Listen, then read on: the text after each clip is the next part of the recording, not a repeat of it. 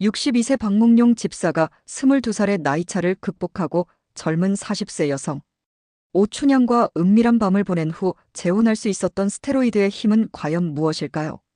육체적 사랑과 정신적 사랑 두 가지 측면 모두의 결합작품이었습니다. 이들이 속한 신받다 교회에서는 이들이 사랑으로 맺은 중년의 러브스토리를 주님의 은혜로 감사하고 있습니다. 신앙적 윤리와 갈등을 넘어 재혼으로 이어진 용기에 박수를 보내는 것이죠. 교회는 이를 계기로 중년의 사랑 특별 프로그램을 운영하기로 했습니다. 이들이 재혼의 길을 선택한 것은 결국 각자 배우자와의 가정관계가 원만하지 못했기 때문이라고 분석했기 때문입니다. 특히 박 집사의 아내였던 최양단 권사를 통해 흘러나온 이야기겠지만 박 집사의 성적 무관심에 대해 최 권사가 평소 불만이 많았다는 것입니다. 이것은 우리 시대 중년들의 공통적 고민입니다. 오직 기도로 모든 것을 해결할 수 있다고는 하지만 신이 내린 인간의 3대 욕구, 즉 성욕, 식욕, 수면욕에 대한 욕구불만 해소를 교회가 그저 모른 채 방치할 수는 없다고 생각한 것이죠. 결국 성 문제는 교회의 금지 언어가 아니라 생활 언어로 공개되어야 한다는 결정을 하게 된 것입니다. 변학동 부목사는 황진이 전도사와 상의해 1차 세미나 주제를 여자가 관계하고 싶을 때 보이는 4가지 행동으로 정했습니다. 물론 보수적인 장로들의 반대가 없었던 것은 아니지만 신이 내린 성욕을 교회라는 이름으로 죄악시하는 것은 오히려 신의 뜻이 아니라는 말에 수긍하고 인정하는 모습이었습니다. 정신적 사랑인 5가지 사랑의 언어에 대해서는 변학동 목사가 육체적 사랑인 여자들이 관계하고 싶을 때 보이는 4가지 행동에 대한 황진이 전도사의 강의를 차례로 소개하겠습니다. 안녕하세요. 사랑하는 성도 여러분. 제가 사랑하는 성도 여러분이라고 드린 인사말에 드러났듯이 교회는 주님의 사랑을 실천하는 곳입니다. 하지만 그 사랑이 교회 내에서만 통용되는 공간 제한적이어서는 안 됩니다. 그것은 자칫 위선으로 포장될 수 있죠.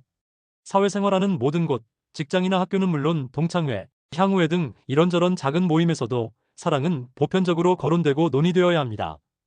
이것은 배우자와 삶의 둥지를 튼 가정에서는 남편과 아내로서 더욱 필요한 세계관입니다. 세미나에 참석한 박몽룡 집사도 관심을 보이는 표정입니다. 하지만 1년에 한두 번 교회 나오는 박 집사의 전처 최양단 권사는 이번 세미나에 참석하지 않았습니다. 변학동 부목사는 그녀의 사업장이 있는 해남 김양식장 주변 교회에 나갈 것으로 예상하고 있죠. 변학동 부목사의 말은 계속 이어집니다. 평소 대화가 없던 부부가 대화하면서 자기 발견의 5가지 양상, 즉 오감으로 서로를 느끼는 것이나 감정, 욕망의 해석과 행동을 함께 의논하는 경우는 드뭅니다. 그런 시간이 흐를수록 대화의 단절로 이어지고 결국 이혼으로 이어지게 되는데요. 이를 예방하기 위해서는 우리가 영어나 중국어, 일본어를 배우듯이 가정에서 필요한 언어를 배워야 하죠. 그것을 사랑의 언어라고 표현합니다. 이 언어를 창제한 사람이 바로 게리 체프먼이라는 미국 남침내교 목사님이셨습니다. 세종대왕님 같이 말 모르는 무식한 부부들을 가엾이 여겨 이를 맹그셨지요. 1938년생이니까 2024년 올해 88이시네요. 그분은 저명한 기독교 상담가이자 결혼생활 세미나 인도자로 40여 년 이상 부부들을 위한 상담 사역을 해오셨습니다. 그분이 쓴 5가지 사랑의 언어는 많은 부부들의 사례를 들어가며 사랑의 언어에 대해 설명하고 있습니다. 2001년 출간된 후 지금까지 꾸준히 사랑받고 있는 스테디셀러인데요. 뉴욕타임스에서는 장기 베스트셀러 130주라는 대기록을 세웠고 세계 40여 개 언어로 번역되었는데 영어권에서만 500만 부 이상 팔린 세계적인 작품입니다. 부부, 연인들뿐만 아니라 모든 인간관계에 새로운 통찰력을 주는 책으로 알려져 있죠. 기독교에서는 성경의 부부생활편이라고 말할 정도입니다. 내용 전체를 이 자리에서 소개해드릴 능력은 제게 없습니다. 다만 책 안내만 간략히 해드린다면 사랑하지만 언어가 다른 두 사람은 서로 사랑하는 마음이 전달되지 못하고 오히려 오해와 상처가 쌓인다는 것입니다. 그래서 심한 경우는 결별에 이르기까지 한다네요. 사랑하지 않기 때문이 아니라 사랑이 소통되지 않기 때문이라는 것이지요. 5가지 사랑의 언어를 이해하면 두 사람의 갈등 문제를 풀 수 있다는 내용입니다. 그러므로 가능한 모든 방면으로 이야기를 하면 남편과 아내, 두 배우자가 이해하기가 쉽습니다. 예를 들어볼까요? 집에 새 냉장고를 들여놓는다고 가정해봅시다. 이에 대해 간단한 사랑의 대화법입니다. 새 냉장고를 산다고 결정하니까 흥분이 되네요. 속에 있는 감정 표현입니다. 가능하면 다음 주말까지는 샀으면 좋겠어요. 역시 속에 있는 욕망 표현입니다. 조바심 많은 내가 견딜 수 있는 한계가 그때까지예요. 이것은 심리 해석 표현입니다. 단 3마디의 말에 불과합니다. 하지만 자세하게 들려요. 이렇게 간단하고도 자세한 말들은 배우자에게 내가 무엇을 보고 느끼고 생각하고 행동할 것인지를 잘 보여주는 말, 즉 사랑의 언어가 됩니다. 그러면 불필요한 추측과 오해를 몰아낼 수 있어요. 다른 사람의 심중을 읽어보려고 신경을 곤두세울 필요도 없고 왜 배우자가 그러는지 몰라서 당황해할 필요도 없거든요. 그래서 게리 체프먼 목사님은 사랑의 언어 기본 문장을 꼭 외우라고 신신당부합니다. 자기 계시, 즉 셀프 레벌레이션 하는 문장인데 하루 한 번 이상 배우자나 연인에게 들려주라는 것이죠. 자, 우리 함께 소리내어 읊어볼까요? 제일 형식, 나는 오늘 땡땡땡을 들었어요. 나는 오늘 땡땡땡을 들었어요. 제2 형식, 나는 오늘 땡땡땡을 보았어요. 나는 오늘 땡땡땡을 보았어요. 제3 형식, 나는 오늘 땡땡땡을 느꼈어요. 나는 오늘 땡땡땡을 느꼈어요. 제4 형식, 나는 오늘 문득 땡땡땡 생각이 떠올랐어요. 나는 오늘 문득 땡땡땡 생각이 떠올랐어요. 제5 형식, 나는 내일 땡땡땡을 하고 싶은데요. 나는 내일 땡땡땡을 하고 싶은데요.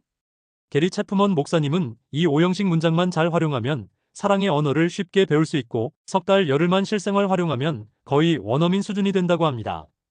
성인 교육학 박사 학위를 취득한 체프먼 목사님이 그의 저서 5가지 사랑 언어, 지속되는 사랑의 비결에서 처음 제시한 이 개념은 인간관계 이론과 상담학계에 폭풍을 몰고 왔지요. 이것이 남자가 말하는 사랑의 언어라면 관계가 조화롭기 위해서는 같은 언어로 여자에게 이해되고 고맙다고 인식되게 표현되어야 한다고 합니다. 그렇지 않으면 남자의 노력은 사랑으로 들리지 않는다네요. 실제로 여자는 완전히 다른 사랑의 언어로 듣고 말하기 때문에 서로 뜻이 통하지 않아 인정받지 못할 수도 있다고 합니다. 이것이 첫 번째 박사님의 제안이죠. 제가 책을 읽은 기억이 맞다면 각 파트너가 상대방의 사랑의 언어를 인식하고 배우고 표현과 반응을 있는 그대로 이해시킬 수 있는 방식으로 말하는 것이 중요합니다. 즉, 앞에서 냉장고를 사례로 소개한 것과 같은 솔직한 관심과 배려의 표현이죠. 여러분께 두 번째 제안을 드립니다.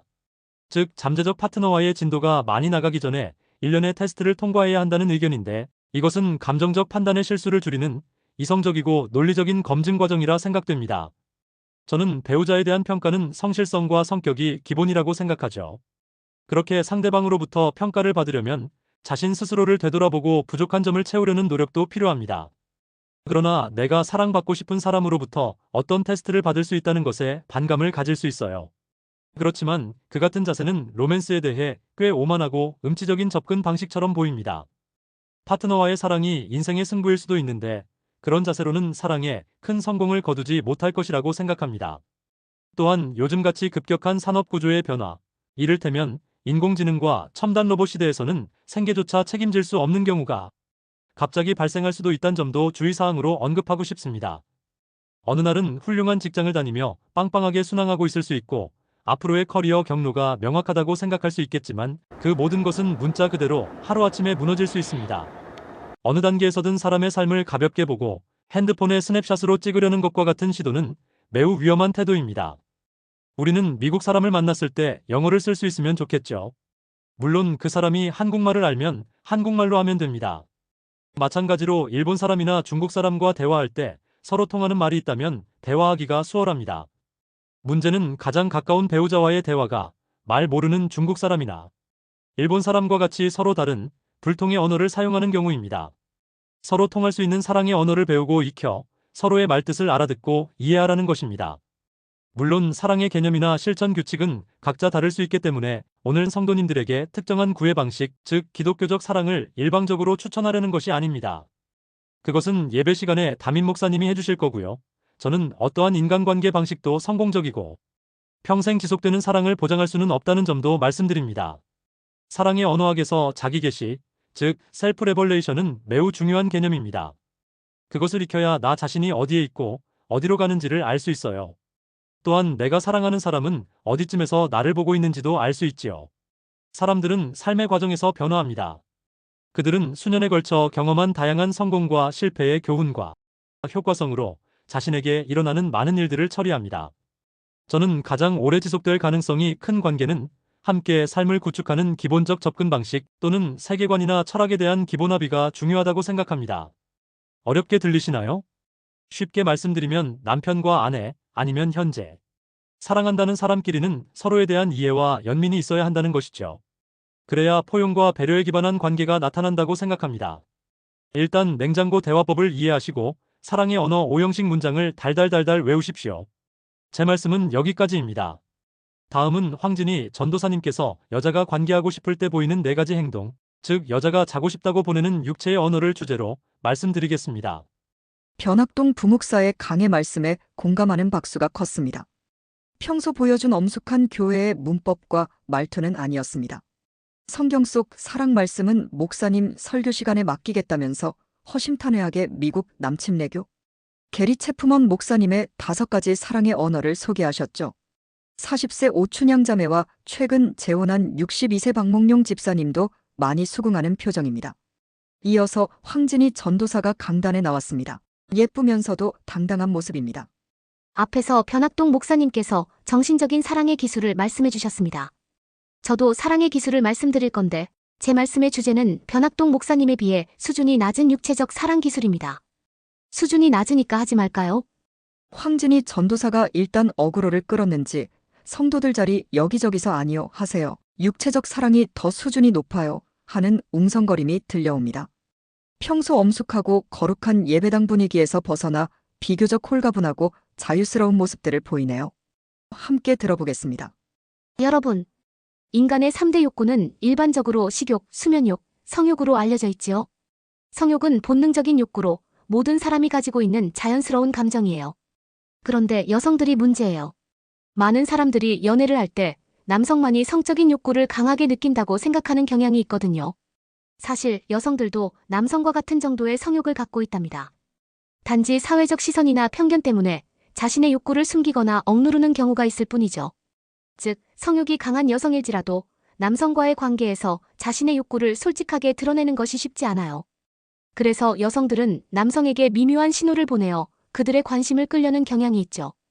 그러나 안타깝게도 많은 남성들이 여성의 이러한 호감 신호를 인지하지 못하고 결과적으로 연인으로 발전하지 못하는 경우가 많습니다. 그렇다면 여성들은 남자에게 호감을 느끼고 그와의 육체관계를 원할 때 어떤 신호를 보내고 어떤 부분을 강조할까요? 오늘은 여성들이 마음에 드는 남성에게 보내는 신호를 사랑의 4단계 행동으로 구분해 자세히 알아보겠습니다. 그것은 교회든 시장터든 마찬가지로 적용이 됩니다. 첫 번째, 즉 1단계는 몰래 쳐다본다입니다.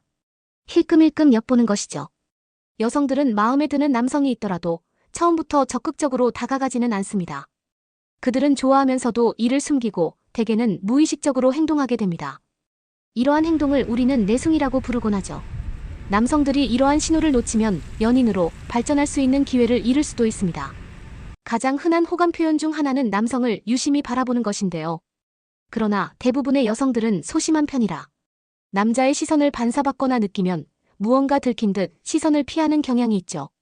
남성들이 매력적인 여성을 보면 자신도 모르게 시선을 고정하는 것처럼 여성들도 마음에 드는 남성을 볼 때 자연스럽게 시선을 주고 멈추는 것은 같습니다. 그러나 이 과정에서 여성은 남성이 자신을 쳐다볼 경우 놀라서 다른 곳으로 시선을 돌리게 되는 경우가 많아요. 이런 상황에서 남성이 왜 나를 쳐다봤어요? 와 같은 직설적 질문을 하는 것은 피해야 합니다. 초등학생같이 하수들이나 하는 짓이죠. 이러한 질문은 여성을 불편하게 만들고 자존심에 상처를 줄 수도 있기 때문이에요. 연애에 능숙한 사람은 여성의 마음을 묻지 않고도 잘 파악할 수 있는 눈치코치를 가지고 있습니다. 따라서 남성 성도님을 몰래 쳐다보는 여성에 조금이라도 호감이 있다면 그녀와 눈이 마주쳤을 때는 부드러운 미소를 보내는 것이 좋습니다. 이렇게 하면 그녀의 마음을 더욱 끌 수 있을 것입니다. 유쾌 명쾌 상쾌한 사랑이 어디 공짜로 얻어지나요? 두 번째, 2단계는 목소리 톤이 애교스럽게 바뀌며 자주 웃어준다입니다. 개그 프로그램에서도 자주 등장하듯이 여성들은 마음에 드는 남자 앞에서 표정과 말투가 고급스럽고 크게 변하는 경향이 있어요.